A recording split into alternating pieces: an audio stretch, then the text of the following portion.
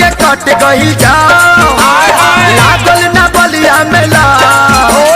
बक्सर के कट गई जाओ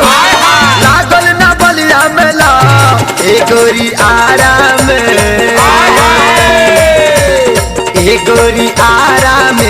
कराई ले हलवा के नाम ए गोरी आराम कराई ले हलवा के नाम बक्सर के कट गइल जाओ लागल ना बलिया मेला बक्सर के कट गइल जाओ लागल ना बलिया मेला ए जाने आराम ए गोरी आराम कराई ले हलवा के नाम ये गोरी आराम